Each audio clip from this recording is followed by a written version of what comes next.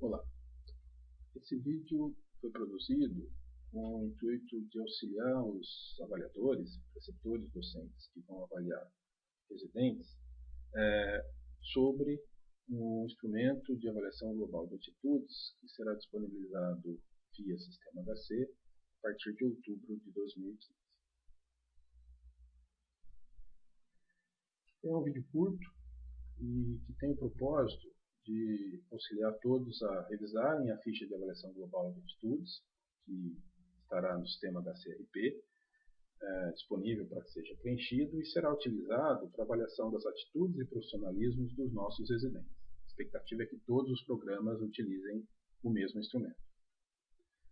Apenas para a gente relembrar o conceito de sistema de avaliação, que é a meta para cada programa, ou seja, cada programa tem um sistema de avaliação que contenha estratégias ou métodos de avaliação que sejam capazes de avaliar o conhecimento necessário para o indivíduo ser especialista naquela área, que é o saber, o desempenho.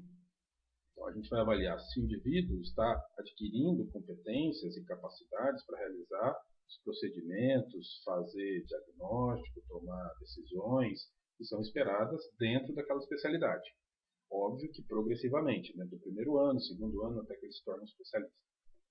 E instrumentos e estratégias de avaliação de atitudes e de profissionalismo, que seria como o indivíduo é, como ele se comporta, como ele se relaciona no ambiente de trabalho.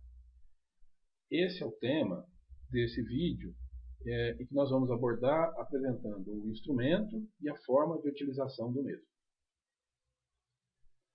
A avaliação global de atitudes ela é muito utilizada no internato médico, em vários programas de residência, e ele é capaz de obter, através da percepção, do contato ao longo do período do estágio, das atitudes que o residente tem, o desempenho dele, o conhecimento, a capacidade que ele tem para lidar com os desafios que ele tem no dia a dia, o relacionamento com a equipe. E é uma mistura de observação direta, na medida que a gente discute os casos, vê e acompanha o desempenho dele, uma observação indireta. Nem sempre nós estamos junto com ele no momento que ele examina o paciente, no momento que ele faz algum tipo de procedimento. Esse tipo de avaliação é recomendado que seja assim, é feito por diferentes avaliadores e é dependente do tempo de contato e observação. Então, recomenda-se que, para que você preencha uma ficha dessa, você tenha no mínimo uma semana de contato, de preferência 2 ou mais semanas de contato e observação do residente, porque isso vai formando melhor a sua opinião, o seu conceito daquilo que será avaliado. A nota geralmente atribuída no final do estágio ou do rodízio. Todos sabem que é uma avaliação que é pouco estruturada e tem um caráter subjetivo muito forte. Entretanto, se a gente tiver critérios claros, explícitos, e o residente for avaliado por diferentes avaliadores, já existem relatos na literatura de que essa avaliação tem uma alta validade e confiabilidade.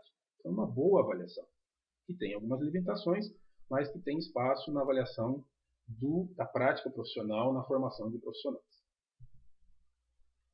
Como já disse, é uma avaliação muito utilizada no internato. Alguns programas de residência aqui do Hospital das Clínicas já utilizam essa avaliação. E os problemas que a gente identificou com aqueles programas que já utilizam a avaliação global é que existe um preenchimento irregular. Nem sempre o preceptor preenche a ficha. Então a gente tem informações parciais. O residente raramente fica sabendo como ele foi avaliado. Não existe feedback regular durante o processo. Então, no final, o preceptor preenche a ficha, isso não fica acessível ao residente e isso tem pouca utilidade. É importante que durante o processo, durante o estágio, se houver algum problema, o preceptor dê o feedback, comente com o residente. Ou se ele foi muito bem em alguma coisa, que ele dê o feedback. Diga para ele que aquilo é uma boa prática, que ele continue fazendo daquela forma. Só para dar um exemplo de como a gente tem que se comportar, imagine que um residente chegue atrasado no ambulatório. Não é para esperar o mês inteiro e depois anotar que ele chegou 6 vezes atrasado no ambulatório na ficha no fim do mês. Na primeira ou na segunda vez, é importante que já seja comentado com ele e pedir para que ele mantenha o horário. E se ele persistir, a conduta será outra. E aí a gente mostra como é mais para frente. Mas é importante que isso seja trabalhado durante o estágio e no final seja anotado. Atualmente, quem usa essa estratégia anota em papel. Isso raramente é tabulado. E esses dados compilados para que possam ser usados pela coordenação do programa e, eventualmente, ajudar a melhorar o próprio programa. E, eventualmente, ajudar a melhorar o desempenho do residente. Então, essas são as dificuldades que a gente tem com os modelos que a gente usa atualmente. Diante disso, em 2013, a Coreme, um grupo de trabalho que foi elaborado para desenvolver essa estratégia, propôs fazer uma ficha comum a todos os programas, e essa ficha seria disponibilizada no sistema HC. Ficasse online para que a gente pudesse preenchê-la, receber um aviso e preenchê-la no final de cada rodízio. Então você teria lá a especialidade, o ano, o nome do residente, o ano que ele está, R1, R2, R3, qual que é o período do estágio, e a gente faria o preenchimento dos critérios. A seguir nós vamos mostrar os 9 critérios que foram elencados. Vocês podem observar que aqui à esquerda nós temos os critérios, aqui tem a escala, que eu vou comentar depois, e embaixo da escala tem uma breve descrição do que seria esperado para cada um desses critérios. Então a gente tem critério 1, se realiza adequadamente as atividades previstas no estágio ou no programa. Se o residente é capaz de reconhecer os alcances e os limites da sua competência para a prática médica, certo? Não vai além daquilo que é a competência dele. Se ele demonstra capacidade de estabelecer raciocínio clínico, direcionamento da investigação diagnóstica, estabelecimento de plano terapêutico para os casos que ele foi acompanhando durante o período do estágio.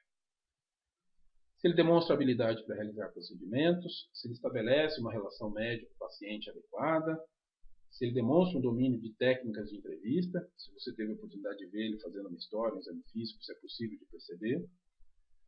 Se ele demonstra capacidade de trabalhar em equipe, isso é a coisa que a gente tem mais refinamento para perceber, porque a gente está o tempo todo com grupos, se você é preceptor, tem os residentes, a gente observa como eles se relacionam entre si, a equipe médica, como eles se relacionam com a equipe de enfermagem e outros profissionais, administrativo.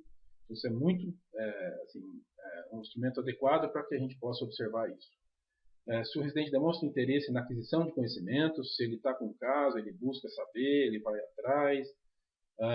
E as questões relacionadas à assiduidade e pontualidade. São aspectos bastante importantes também na nossa rotina, na nossa prática diária.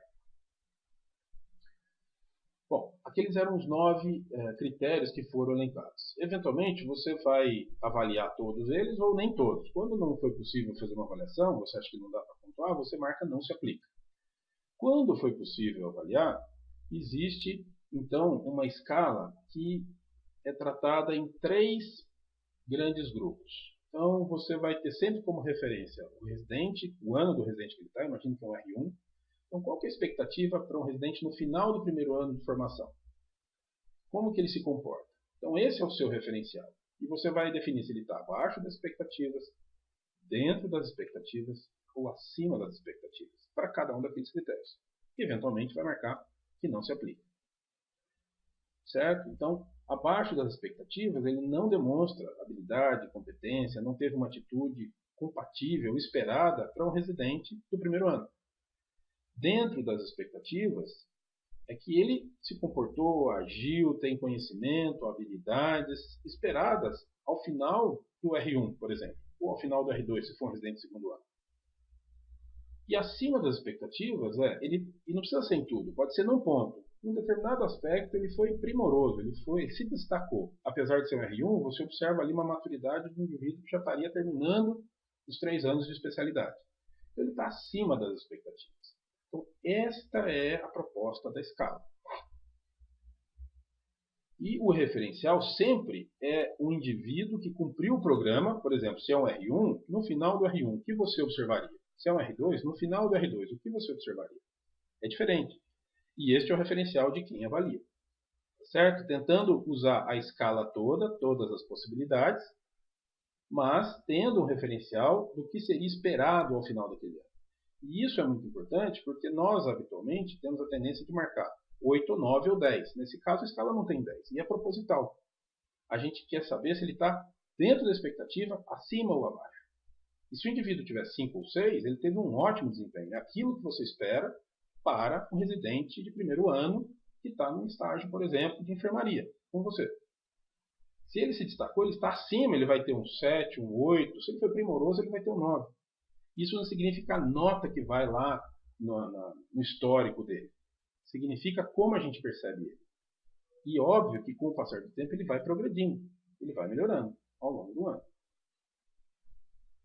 Essa escala, essa proposta, ela tenta fazer é uma escala de 9 pontos de Likert, e você tem dois momentos. O primeiro é você olhar aquilo que você viu durante o período que você observou, o residente esteve com você, e identificar se ele está dentro das expectativas para o residente do ano que ele está, abaixo ou acima.